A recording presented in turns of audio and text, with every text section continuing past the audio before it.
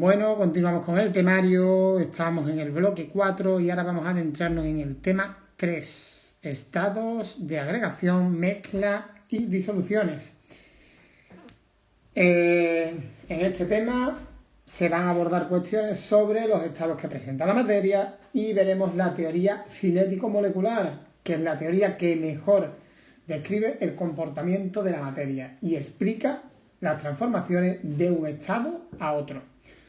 También vamos a estudiar las diferencias que hay entre sustancias puras y mezclas y cómo son las técnicas también más habituales para separar los componentes de una mezcla. Y sin más dilación vamos con el primer apartado, constitución de la materia. Vamos a ver cómo se construye la materia y para ello tenemos que hablar de algunos personajes como Demócrito, que fue un filósofo griego quien ya en el siglo I a.C. fue el primero en pensar que la materia estaba constituida por partículas indivisibles a las que llamó átomos, que no significa otra cosa que indivisible. ¿Qué ocurre? Que en aquel tiempo no había métodos para poder demostrar su existencia. No podía demostrar esta hipótesis, así que simplemente postuló dicha hipótesis. De hecho, durante muchos siglos, los científicos no pudieron demostrar la existencia de los átomos. Fue a comienzos del siglo XIX cuando Dalton, químico inglés, publicó un libro en el que exponía su teoría sobre la constitución de la materia y que se basaba en 3 postulados. Aquí os he puesto yo un gráfico que nos va a ayudar un poquito a entenderlo. El postulado era el siguiente: cada elemento químico, nos habla primero de los elementos químicos, como estos que tenemos aquí, hidrógeno, oxígeno, carbono, etc., está formado por partículas diminutas e indivisibles llamadas átomos, que serían estos de aquí, ¿vale? Cada uno individualmente. Estos no se pueden dividir ni tampoco transformar unos en otros. Los átomos de un elemento tienen todos igual masa y las mismas propiedades. Los átomos, como hemos dicho, de los elementos, de estos elementos, igual masa y mismas propiedades, y son distintos de los átomos de cualquier otro elemento. Y como tercer postulado nos decía que los compuestos químicos, nos habla ahora de compuestos químicos, están formados por la unión de átomos de distintos elementos que se llaman moléculas. Y la proporción numérica entre ellos es simple y constante. Estas moléculas además pueden ser moléculas sencillas, como estas de aquí, que están compuestas por la unión de átomos iguales, o moléculas compuestas que están formadas por la unión de átomos diferentes, átomos distintos. Así pues, podemos indicar que los elementos químicos de los que hemos hablado son sustancias que pueden ser simples, es decir, que están compuestas al menos por 2 átomos iguales, como estas de aquí, estos casos de aquí, es decir, compuestos por moléculas sencillas, o pueden ser compuestos, sustancias compuestas, que son moléculas compuestas de átomos diferentes, como los ejemplos que aquí podemos ver gráficamente. Bueno, y para entenderlo un poquito mejor, porque esto es complejo, os pongo algunos ejemplos de estos elementos químicos. Voy a borrar lo que está escrito hasta ahora, porque está muy borroso, y vamos allá. Por ejemplo, de estos elementos químicos, el hidrógeno, que es este de aquí, es H2, pues sería una molécula, el hidrógeno, una molécula sencilla, porque está compuesto por 2 átomos iguales.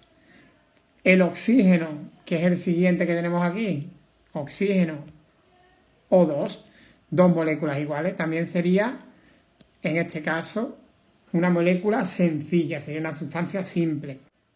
Pero si ya nos vamos al óxido de nitrógeno, nos encontramos que está compuesto por nitrógeno y oxígeno. Son dos átomos distintos los que lo componen, por lo tanto sería una molécula compuesta.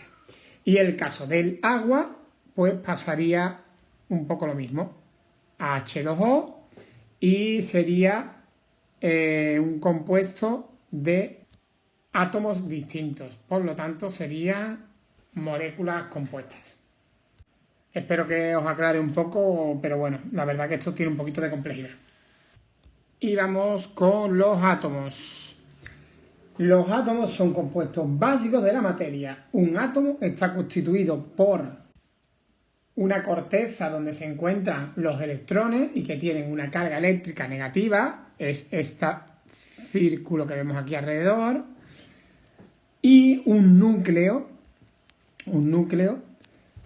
que es la parte central del átomo y que está formada por los protones, que tienen carga positiva, y los neutrones, que tienen carga neutra, no tienen carga.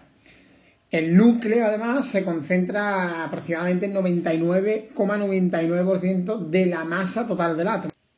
Y bueno, en la naturaleza hay un total de 92 tipos de átomos diferentes. Y además hay otros más que se pueden obtener artificialmente, pero bueno, tenemos 92 tipos de átomos diferentes. Y cada uno de ellos tiene su nombre y se representa por un símbolo. Por ejemplo, el oxígeno se va a representar con la O, como lo tenemos aquí, o por ejemplo el hidrógeno, que es el primero de todo, que se representa con la H. Pues está el sodio, Na, cloro, Cl, carbono con la C, etc. Esta es la tabla periódica de los elementos, que seguro que a todos nos suena, y es donde se agrupan y convenientemente organizados todos los elementos en función de las propiedades de estos. Así, junto al símbolo, en cada casilla de la tabla periódica aparece un número arribita a la izquierda, como por ejemplo en el hidrógeno, que tiene el 1, o en el oxígeno, que tiene el 8. Y es el número atómico, y nos dice el número de protones que todos los átomos de ese tipo tienen en su núcleo. Se van a representar además con la letra Z. Normalmente los átomos son neutros, es decir, tienen el mismo número de cargas eléctricas positivas que negativas. O lo que es lo mismo, tienen el mismo número de protones que de electrones. Veamos un ejemplo. Si nos fijamos en la casilla del carbono, esta de aquí, que la he ampliado, el número atómico del carbono es el 6, Z sería 6, aquí lo tenemos. Pues bien, esto significa que todos los átomos de carbono del universo tienen 6 protones en su núcleo. No encontraremos un átomo de carbono que tenga 5 protones, porque si tiene 5 protones, estaremos hablando del boro, ya sería otro elemento. Si el átomo de carbono es neutro, pues eso significa que también tendrá 6 electrones. Y bueno, aunque todos los átomos de un mismo tipo tienen siempre el mismo número de protones, no sucede lo mismo con el número de neutrones, que puede variar.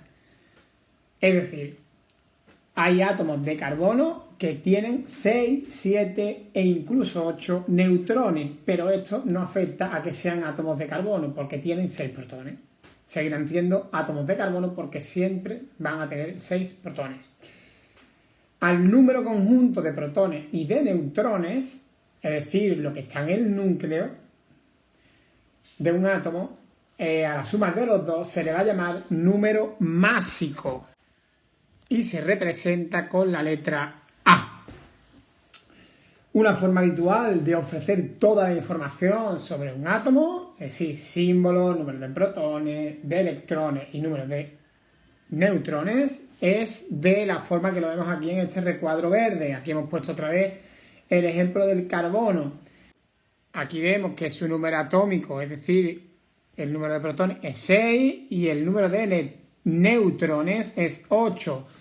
Como dijimos que representado con la A era el número másico, que era la suma de los protones y neutrones, pues 6 y 8 son 14, que es su número másico, es decir, sería el carbono 14. Dos átomos del mismo tipo con el mismo número de protones, pero que tengan distinto número de neutrones, se dice que son isótopos. Es decir, como hemos dicho que los neutrones pueden variar, pues podemos encontrar distintos isótopos. Carbono, pero que en vez de su número másico sea el 14, que sea por ejemplo el 13 si tiene en vez de 8 neutrones 7, o que sea el 12 si en vez de 8 neutrones tiene 6. Y continuamos, las moléculas. Bueno, como hemos indicado anteriormente al comienzo del tema, los átomos se agrupan unos con otros formando moléculas.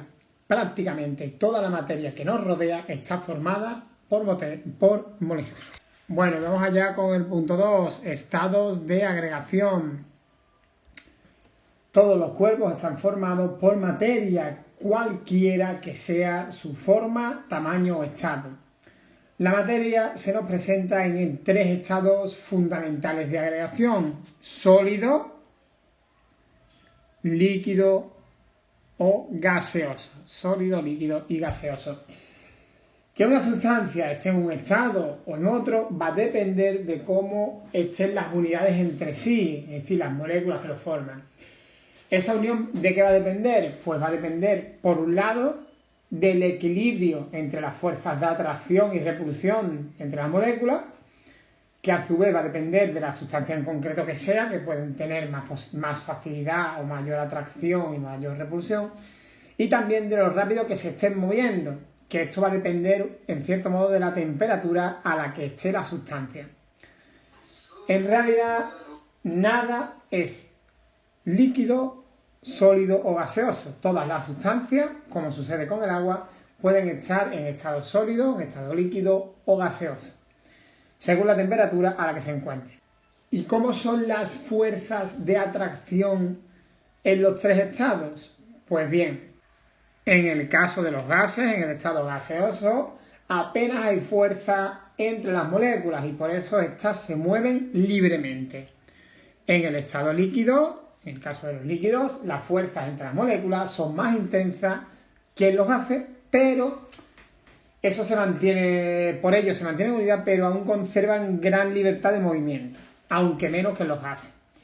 Y por último, en los sólidos, las fuerzas entre las moléculas son muy intensas, tanto que prácticamente no puede moverse.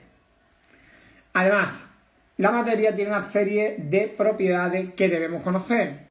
Estas propiedades pueden ser intensivas, ayudan a distinguir unas sustancias de otras parecidas y no va a depender de la cantidad de materia que cojamos. Estas propiedades intensivas son, por ejemplo, la densidad, la dureza, la solubilidad, la viscosidad o el punto de fusión o ebullición. Y por otro lado tenemos las propiedades extensivas, que son comunes a todos los cuerpos y va a depender de la cantidad de materia que representemos, como por ejemplo la masa, el volumen, el peso o la longitud. Vamos con el apartado 2.1, modelo cinético molecular. El hecho de que la materia pueda ser sólida, líquida o gas no depende de cómo sean los átomos, sino de cómo interaccionan unas moléculas con otras en la materia que forman. La explicación que buscamos nos la da la teoría cinético-molecular, cuyos postulados están en la teoría que veremos a continuación, que son estos tres postulados. El primero de ellos nos habla de que la materia está compuesta por partículas muy pequeñas, ya sean átomos o sean moléculas, en continuo movimiento y entre ellas hay espacios vacíos, muy importante. El segundo de los postulados nos habla de que la velocidad de las partículas aumenta al aumentar la temperatura, es decir, hablaríamos de una mayor energía cinética por la temperatura. A mayor temperatura, mayor velocidad de las partículas que componen la materia. Y el tercero de los postulados nos indica que las partículas se mueven en todas las direcciones. En el caso de un gas, chocan continuamente entre ellas y con las paredes del recipiente que lo contiene, en el que está metido ese gas. La cantidad de choques que se producen en un espacio de tiempo está relacionada con la presión que hay en ese recipiente. A mayor número de choques, más presión se está ejerciendo. A mayor número de choques, mayor velocidad tienen las partículas y mayor presión hay en el recipiente. Y vamos con el apartado 2.2, sólidos, líquidos y gases. Empezamos con los sólidos. Entre las partículas que forman los sólidos hay mucha interacción, tanto que están prácticamente juntas. Sus partículas tienen muy poca libertad de movimiento, solo pueden vibrar alrededor de su posición de equilibrio. El aumento de la temperatura aumenta la amplitud de vibración de las partículas, se hace mayor, por lo que el sólido se dilata. Eso podemos comprobarlo en esta animación de aquí. Al aumentar la temperatura veremos cómo aumenta la vibración y el sólido se dilata. Este comportamiento de las moléculas de un sólido se traduce en las propiedades que observamos de ellos, es decir, sus propiedades son que tienen una forma y un volumen fijo, es decir, no se pueden comprimir ni expandirse, como hacen por ejemplo los gases, y no se derraman porque no fluyen, como ocurre con los líquidos, sino que es sólido, forma y volumen fijos. Y vamos con los líquidos. Líquidos que no tienen forma propia, pero sí volumen propio. No pueden ni comprimirse ni expandirse, pero son fluidos y pueden derramarse. En el estado líquido, las partículas pueden trasladarse libremente, porque tienen energía cinética debido al movimiento. Pero esta energía no es suficiente como para vencer las fuerzas de atracción que hay entre las partículas, por lo que se mantienen relativamente juntas. Aunque eso sí, se van a ir adaptando al recipiente donde las echemos. Están juntas, pero se adaptan al recipiente. De hecho, en una botella, en un vaso, se van a adaptar. Conforme aumenta la temperatura, pues aumenta la energía cinética de las partículas, es decir, la velocidad de las partículas aumenta, por lo que aumenta la distancia que las separa. Este fenómeno es lo que llamamos dilatación. Y bueno, aquí tenemos un gráfico, un ejemplo, ¿vale? Para que lo veamos, una animación que lo podemos comprobar. Y por último vamos con los gases. Los gases no tienen forma ni volumen propio, adoptan la forma y el volumen del recipiente que los contiene y pueden comprimirse y expandirse. En el estado gaseoso, las fuerzas entre las partículas son prácticamente nulas y estas se pueden mover libremente y la distancia entre ellas es mucho mayor. No tiene nada que ver con el caso de un sólido o de un líquido. Por ello, las partículas de los gases ocupan todo el volumen disponible del recipiente donde lo contengamos. Y nuevamente tenemos una animación donde podemos ver cómo se comportan los gases, en este caso, con el aumento de temperatura. Y vamos con el apartado 2.3, cambios de estado. Se van a denominar cambio de estado a la evolución de la materia entre varios estados de agregación sin que haya cambios en el estado de su composición. Mantengan su composición, pero el cambio de estado se produce cuando hay un cambio en la energía cinética, es decir, en la velocidad que hay en sus partículas, ¿vale? Ya antes comentamos algo, vamos a entrar un poquito más en profundidad. Los distintos estados que tenemos son sólido, líquido y gaseoso, y vamos a ver cómo se van dando los cambios entre uno y otro. El primero que vamos a ver es la fusión, este de aquí, que es el proceso físico mediante el cual un sólido pasa al estado líquido. Al calentar el sólido, las partículas que lo forman aumentan su vibración, con lo que sus partículas se van separando cada vez un poco más. Y a una temperatura determinada, esta separación debilita la fuerza que la mantenían unida, que mantenían las partículas juntas, y se pasa al estado líquido, debido a que ahora estas partículas tienen más libertad de traslación, de movimiento. A esta temperatura a la que se produce este cambio le llamamos temperatura de fusión. Vamos ahora con la solidificación, que sería lo inverso, el movimiento inverso, el pasar de líquido a sólido. En este caso lo que se produce es un enfriamiento. y el punto de solidificación o de congelación es la temperatura a la que el líquido se hace sólido. Vaporización. Cuando las partículas pasan del estado líquido al gaseoso por haber adquirido suficiente energía cinética, es decir, suficiente velocidad para escapar y separarse. Este cambio de estado se puede producir en la superficie del líquido, en cuyo caso vamos a denominarlo evaporación, o bien se puede producir en el interior y lo llamaremos ebullición. Por el contrario está la condensación, que es el paso inverso. Es el nombre que vamos a dar al cambio de estado de la materia que se pasa de forma gaseosa a forma líquida. Como hemos dicho, el proceso inverso a la vaporización. Y vamos con los últimos cambios. Sublimación. No siempre es necesario que una sustancia sólida pase al estado líquido para después transformarse en un gas.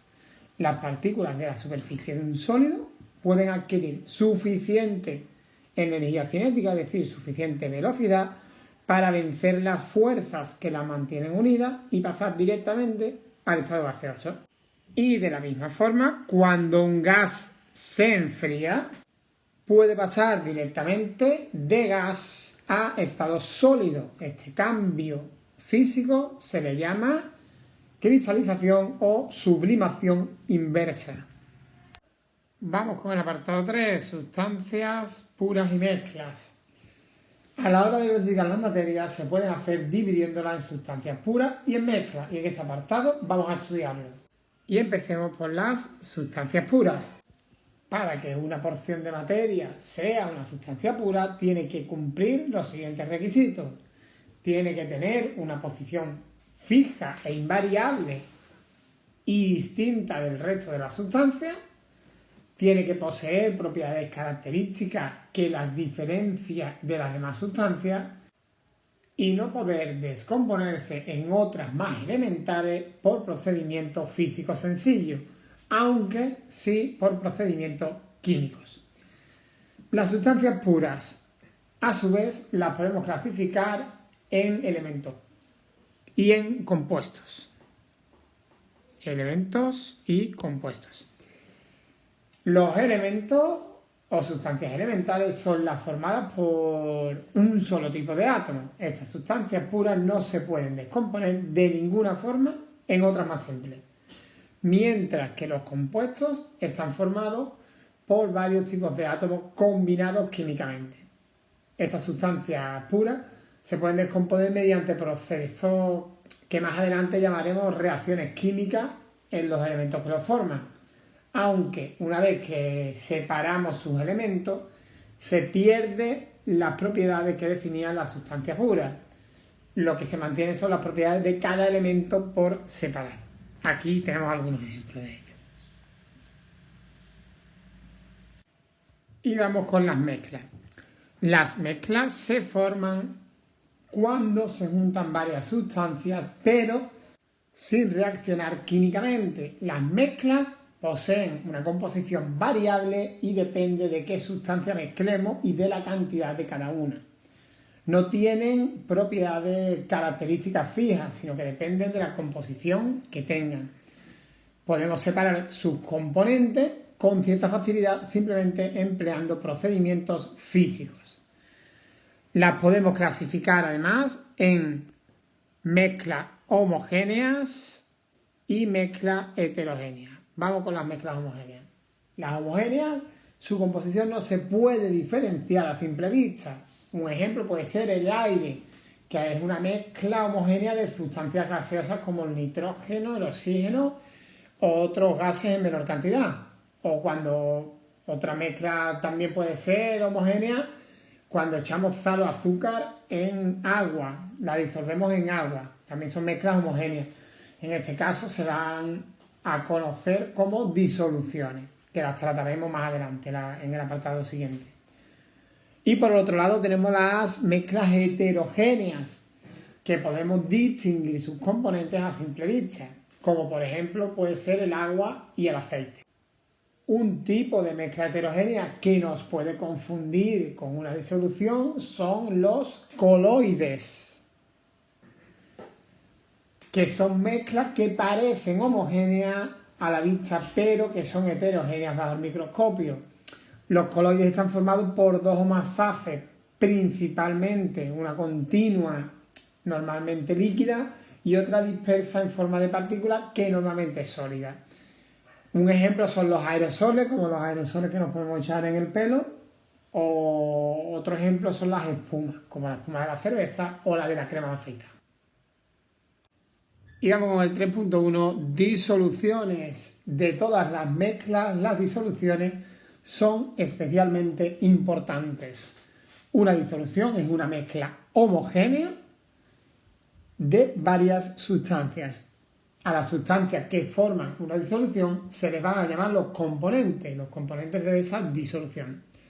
La disolución consta de dos partes, que son el soluto y el disolvente. Una parte es el soluto, otra parte es el disolvente. Vamos a ver algunos ejemplos, ¿vale? Ahora, al componente que se encuentra en mayor proporción se le va a llamar disolvente. Y como vemos, es el que va a determinar el estado de la disolución, bien sea sólido, líquido o gas. Y al que se encuentra en menor cantidad se le va a llamar soluto. Cuando el soluto se disuelve, este pasa a formar parte de la disolución.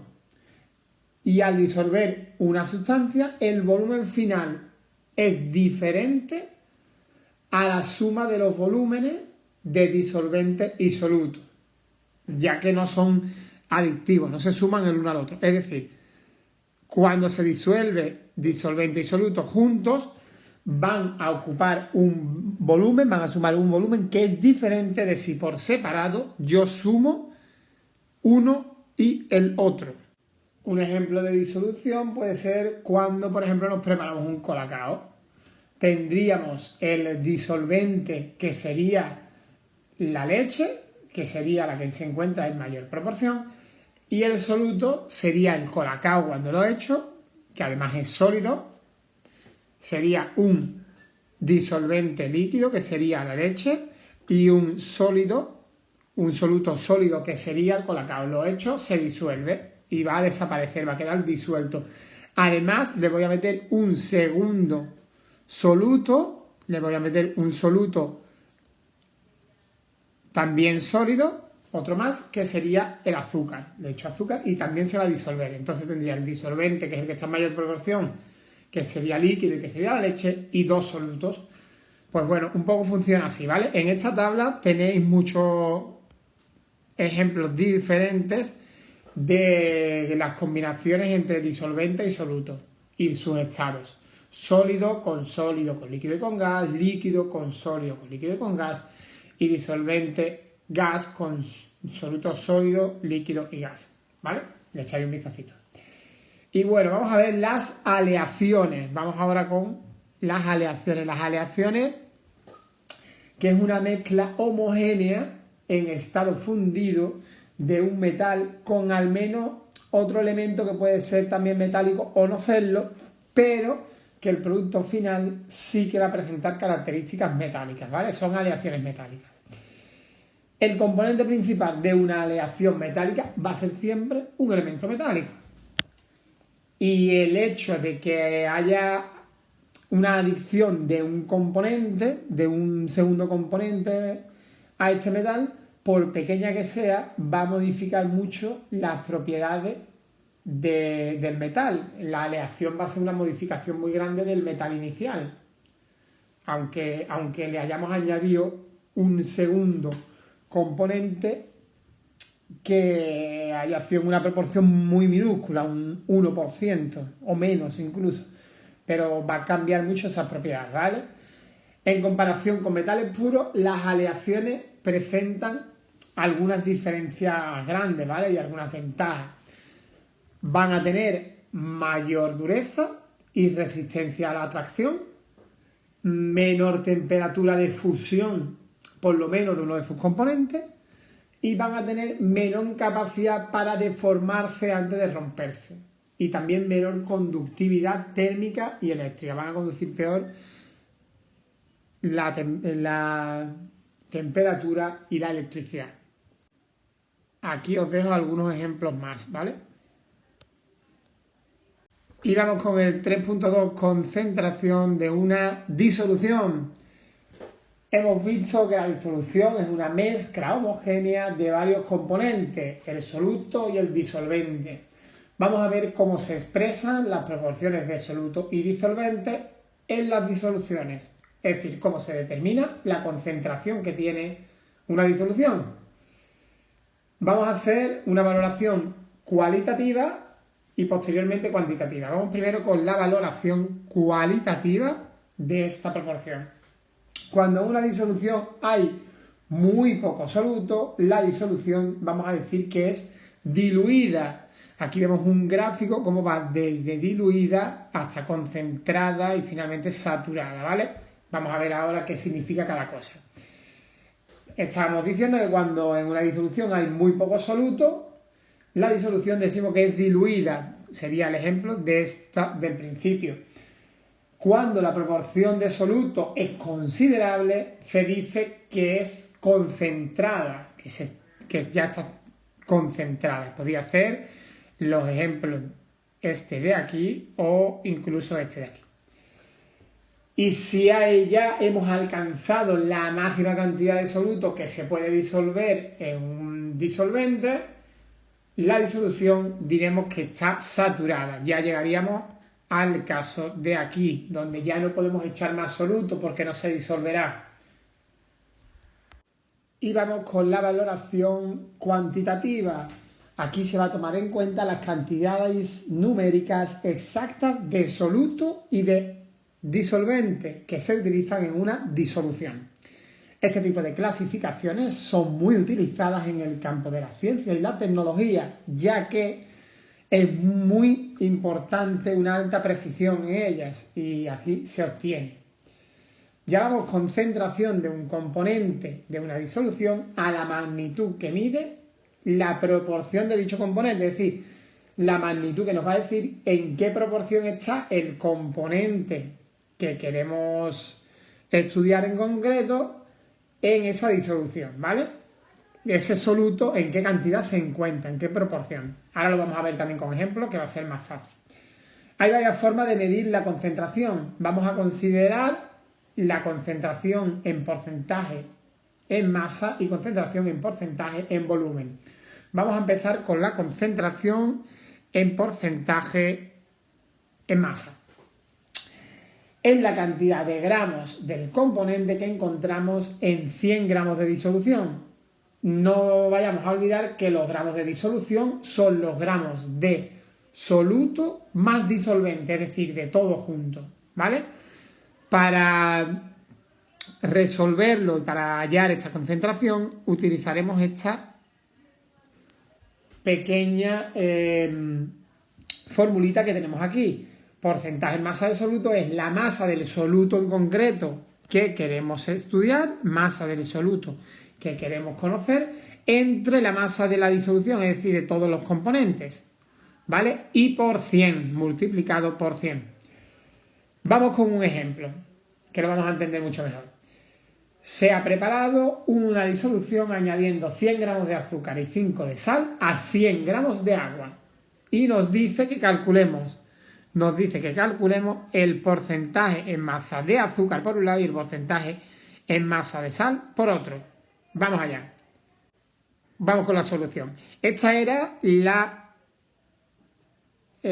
fórmula que dijimos que íbamos a tener que utilizar. Porcentaje de masa de soluto igual a la masa del soluto entre la masa total de la disolución y por 100. Y aquí tenemos la solución al problema que habíamos planteado. Dijimos que habíamos planteado una disolución en 100 gramos de agua a la que añadíamos 10 de azúcar y 5 de sal. Y nos pedía el porcentaje en masa de azúcar y luego para la sal. Vamos primero con la azúcar. Porcentaje en masa de azúcar, pues ¿qué tenemos que hacer? Arriba va la masa del soluto, como estamos con el azúcar por los 10 gramos de azúcar. Y debajo va la masa de la disolución, que dijimos que eran 100 de agua más 10 de azúcar y los 5 de sal. que sería el total de la disolución. Y luego por 100, pues por 100. Pues eso es lo que tenemos que hacer. 10 gramos de azúcar dividido entre 100 más 10 más 5 entre 105 y multiplicado por 100 me da como solución 8,70% en masa de azúcar. Ese es el porcentaje de azúcar que hay en la disolución. Y con la sal, pues lo haremos exactamente igual. Para la sal, porcentaje en masa de sal, nos fijamos en los gramos de sal que había, que eran 5. La disolución igual, 100 de agua, 10 de azúcar y 5 de sal. Esa es la disolución. Y por 100. Pues nada, 5 entre 105 por 100. Porcentaje en masa de sal, 4,35%. ¿Vale? Es la mitad que es la del azúcar. Es la mitad. Aquí era 8,70 y aquí es la mitad, ya que de azúcar había 10 gramos y de sal hay 5 gramos.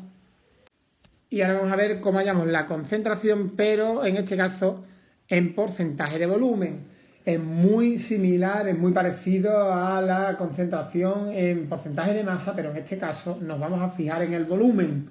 En vez de trabajar con gramos, lo haremos con mililitros. Mililitros. Concentración en porcentaje en volumen. El porcentaje en volumen nos va a indicar el volumen de soluto que hay en 100 unidades de volumen de disolución. Veamos un ejemplo para que nos sea un poquito más fácil. Se ha preparado una disolución añadiendo 10 mililitros de alcohol a 100 mililitros de agua. Calcula el porcentaje en volumen del alcohol.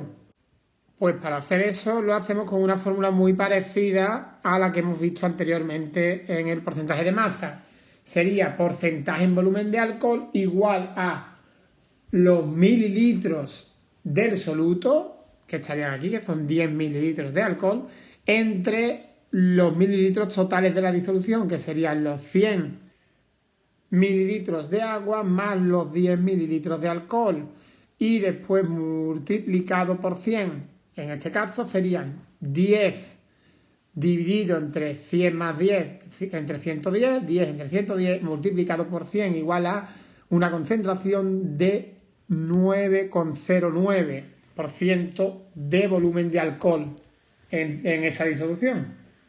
Y por último vamos a ver la concentración en gramos por litro. Aquí nos mezcla gramos y litros. Nos va a indicar la cantidad de gramos de soluto que encontramos por litro de disolución. Veamos un ejemplo. Se ha preparado una disolución añadiendo 30 gramos de azúcar a 100 mililitros de agua. Calcula la concentración de la disolución en gramos por litro. Pues, ¿qué tenemos que hacer? Aquí tenemos la formulita. Dividiríamos en este caso directamente los gramos de soluto, que hemos dicho que son 30 gramos, entre la disolución, que son 0,5 litros de disolución, y haríamos la división numérica y dejaríamos las magnitudes tal cual están, gramos partido de litro, y esta sería la solución. 60, 30 entre 0,5 que sería 60 y gramos por litro pues quedaría igual, gramos por litro. Y de estas diversas formas es como la concentración de una disolución nos indica la cantidad de soluto que hay en una cantidad determinada de disolución. Y vamos con el último apartado, métodos de separación de mezclas. Hay muchos métodos de separación y se usa uno u otro dependiendo del tipo de mezcla. El método usado va a depender del estado en el que se encuentre la mezcla y de las características físicas de los componentes de la mezcla. Los componentes de las mezclas heterogéneas se pueden separar por medios mecánicos, como filtración, atracción magnética o tamizado, que lo veremos a continuación. Y los de las mezclas homogéneas por medios de cambios de estado. Vamos en primer lugar con mezclas de sólidos. Mezclas de sólidos. Si la mezcla es de sólidos de distintos tamaños, utilizaremos tamices con distintas tramas, como este ejemplo de aquí. Esta imagen. Y si algún componente es metálico, pues tal vez lo podemos separar también usando imanes, como este de aquí. Y el imán atraerá a los componentes metálicos y el otro componente quedará en el recipiente que lo tengamos. Mientras que con el tamizado, pues un componente, el más pequeñito, pasará hacia abajo y el que sea más grande pues quedará arriba y lo separamos. Vamos con la mezcla de líquidos. Mezcla de líquidos. Si la mezcla es de líquidos, vamos a usar un método diferente según los líquidos se mezclen bien o no. En caso de líquidos con distintas densidades y que uno flota sobre el otro, es decir, que no se mezclan, podremos usar la decantación. De manera que dejaremos pasar uno hasta que termine ese elemento y ya cortamos y el otro quedaría arriba. Si los líquidos están bien mezclados pero con distintos puntos de ebullición, lo podremos separar por medio de una destilación, es decir, añadimos temperatura a la mezcla y el elemento que primero hierva subirá, se evaporará, se evapora, luego se condensa y cae en este recipiente, de manera que quedaría un elemento, el que se ha evaporado, con el punto de ebullición más bajo aquí, y el otro elemento quedaría aquí, permanecería aquí, y ya se habrían separado. Y por último vamos con la mezcla de sólidos en líquidos. Hay muchos métodos para separar estas mezclas de sólidos en líquidos. La primera que vamos a ver, la filtración, donde vamos a tener una membrana que va a retener el sólido y el líquido lo va a atravesar y va a caer al ultramar. Aquí va a retenerse en la membrana el sólido y el líquido va a continuar. También tenemos la sedimentación. Se deja reposar y el sólido se va a depositar en el fondo. Ya lo tenemos separado. Como el sólido pesa más, pues se va al fondo y el líquido queda arriba. Y el último método que vamos a ver es la evaporación o cristalización. ¿Qué ocurre? Al evaporarse el agua, bien de forma natural o bien porque la hayamos calentado y la hayamos provocado un poco, queda la sal en el fondo y el agua se ha evaporado. El ejemplo, como puede ser el ejemplo de una salina. Bueno, y hasta aquí llegaría el tema 3 de este bloque 4.